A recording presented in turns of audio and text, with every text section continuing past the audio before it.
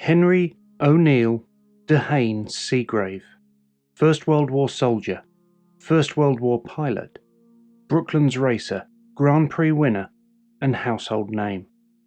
In 1927, already the holder of 2 world land speed records for Sunbeam and the first man to 200 miles per hour, Segrave announced his retirement from motor racing. To pay for his new interest in speedboats, he took a job as a sales director at a cement company.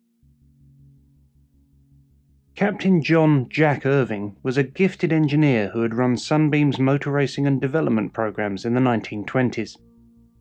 The designer of the twin-engined land speed car Mystery, which had propelled Segrave to his most recent record, by the end of 1927 he too had left Sunbeam to work on other technical innovations. Neither man was able to leave their motor racing ambitions behind them. In secret, while Segrave sought funding, Irving put together a small design office and designed what many regard as the most beautiful land speed car of them all. The Irving Napier Special was sleek, innovative, and stylish. With Art Deco-inspired lines under a coat of gold paint, it would forever be known as Golden Arrow.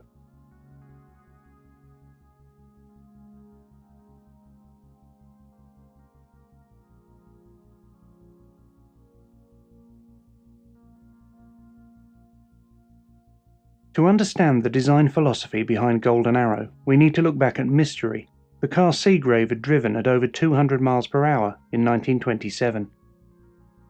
John Irving had designed the car for Sunbeam using 2 of the company's 22.4-litre V12 Matabele aero engines. The claim that the car produced over 1,000 horsepower was good for publicity, but in reality, closer to 900 horsepower was available.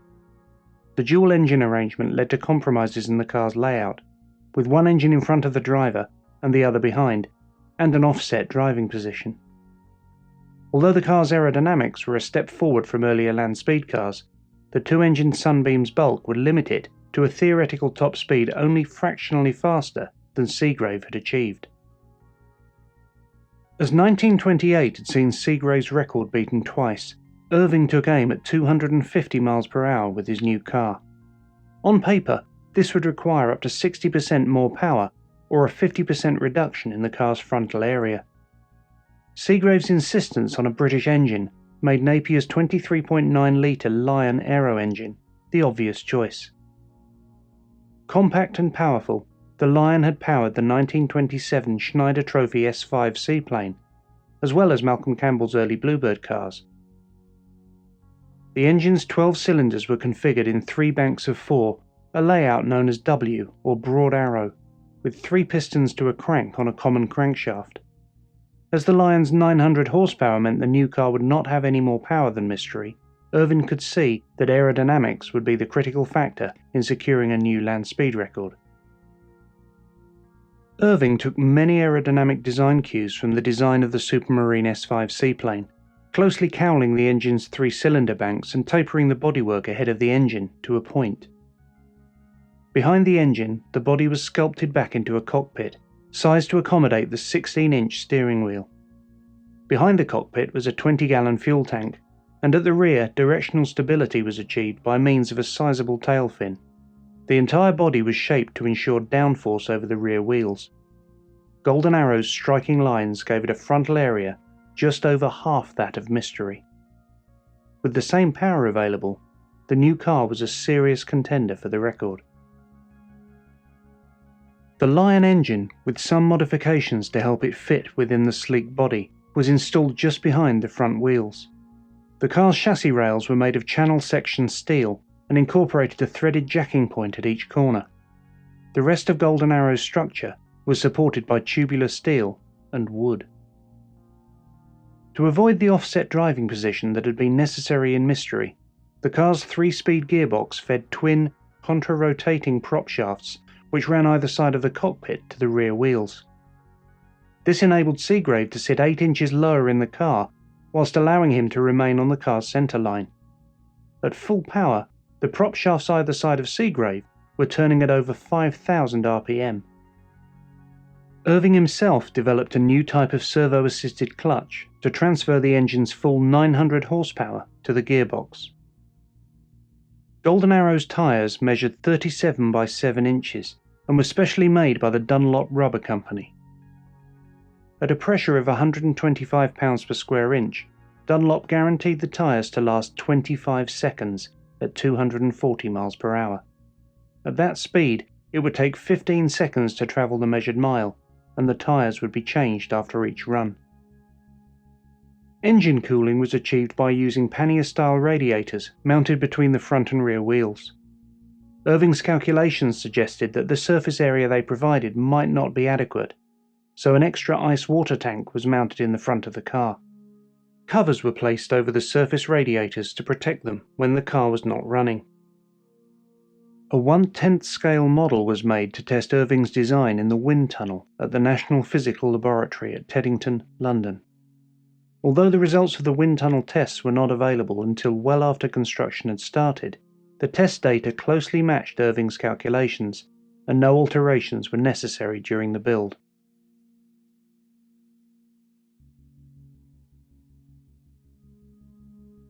Irving was given space to assemble Golden Arrow at KLG's Robin Hood Engineering Works, close to Segrave's house at Combe Warren, Kingston Hill, London. KLG's owner, Ken Elmley Guinness, was a former land speed record holder himself, having set the record at Brooklands in 1922 at the wheel of a Sunbeam. A member of the Guinness brewing family, he'd invented the KLG spark plug and was a close friend of Segrave's. Guinness had previously given space in his factory to Malcolm Campbell to assemble one of his Bluebird cars in 1926, and 2 years later he was keen to provide a similar facility to Segrave and Golden Arrow. The Golden Arrow project was to be funded, designed and manufactured in Britain. The car's components were provided by various British contractors, many of them free of charge in exchange for association with the project. The chassis was fabricated by John Thompson Motor Pressings, prop shafts by Hardy Spicer, the wheels and tyres by Dunlop, and radiators by the Gloucester Aircraft Company. The front and rear axles were made in-house by KLG, and the car's aluminium body panels were formed by prestige coach builders Thrupp and Maberly. All of these parts were assembled at the KLG works during late 1928 and early 1929 at a total cost of £11,559, 15 shillings and 4 pence, equivalent to around £740,000 in 2020. The Irving Napier Golden Arrow was 27 feet 6 inches long, 6 feet 1 inch wide and 3 feet 8 inches tall, and weighed around 3.5 tons. Completed on schedule, the car made its public debut at the end of January 1929, before it was shipped, untested, to Daytona.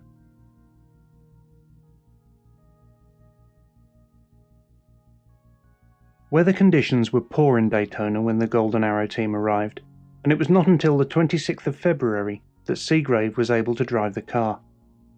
He took Golden Arrow up and down the beach once, hitting a top speed of over 180 miles per hour. The car ran a little close to the sand dunes during the test run and hit a bump which caused it to leave the ground for 46 feet. Despite this, Segrave declared himself happy with the car, and he drove it off the sand and back to the garage through the streets of Daytona. A few modifications were made, such as the removal of the telescopic sight that had been intended to help guide the car in a straight line. Segrave now thought the car was perfect, and that it was time to make an attempt on the record. On March the 11th, 1929, 50,000 spectators lined the 9-mile course as Segrave and Golden Arrow began the first of 2 record runs, starting 4 miles away from the timing beams. The wet sand left after the tide had gone out marked the course, close to the edge of the water. As Segrave roared off down the beach, his support crew followed with the equipment needed to restart the car at the opposite end of the course. Segrave fought against a crosswind as the gold car flashed through the measured mile in 15.55 seconds to record a speed of 231.5 miles per hour. Suddenly, a radiator hose loosened, spraying hot water over Segrave, but he managed to maintain control. By the time the restart crew had reached the far end of the course 15 minutes later, Golden Arrow had been fixed, refilled with fuel and coolant, and stood on 4 new tyres, ready for the return run. Segrave made it look easy. The speed on the second run was nearly identical to the first, and the average of the two runs raised the outright land speed record to 231.362 miles per hour, nearly 24 miles per hour faster than the previous record. Flushed with success, Irving and Segrave felt that the car could possibly reach 240 miles per hour. The white triplex crew, whose 1928 record had just been broken by Segrave, were due to run on the beach 2 days later. It was agreed that Golden Arrow would run again after that. The triplex special, with its three 27-litre Liberty Aero engines, had been driven to the record by racer Ray Keech the previous year. When he declared the car dangerous and refused to drive it again, team mechanic Lee Bible stepped forward at Daytona to drive for the record.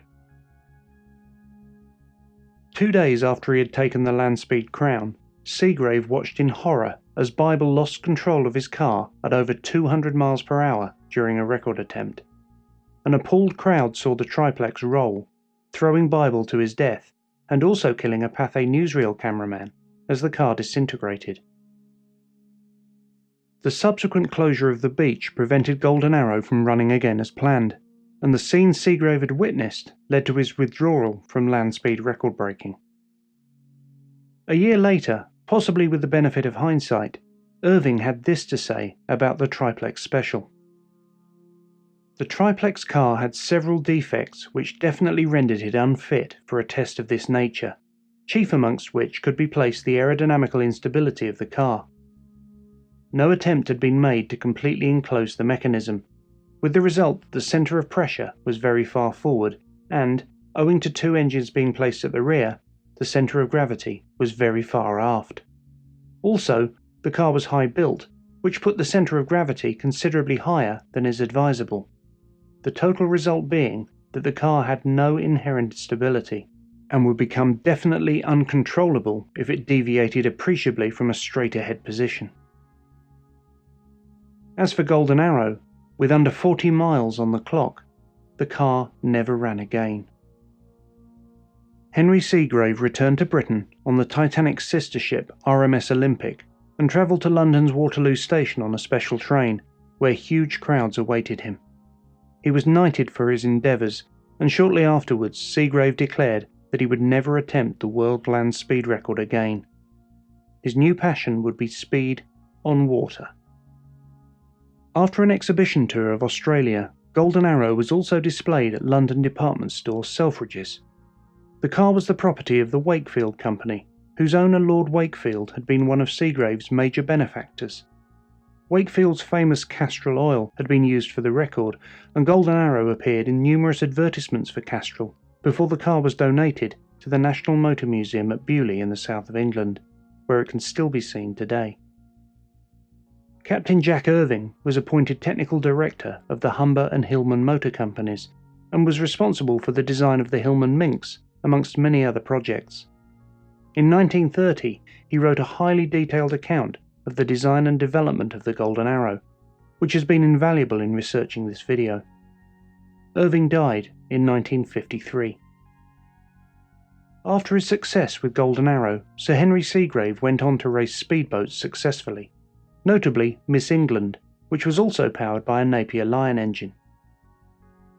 On Friday the 13th of June 1930, Segrave attempted to break the world water speed record on Windermere in the north of England, piloting a new boat, Miss England 2.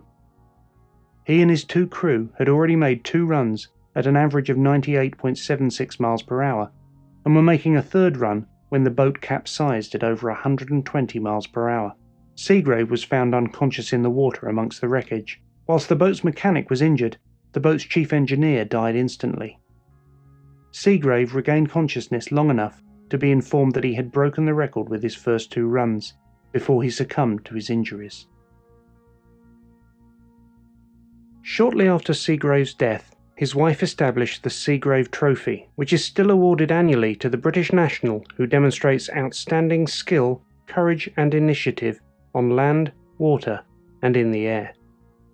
Since its inception, recipients have included Malcolm Campbell, George Easton, John Cobb, Sterling Moss, Donald Campbell, Richard Noble, Andy Green, and Lewis Hamilton, amongst many others.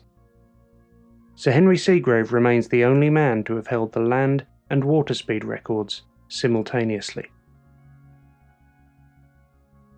If you've enjoyed this video, please subscribe and check out Scarf and Goggles for more tales of record breaking. Until next time,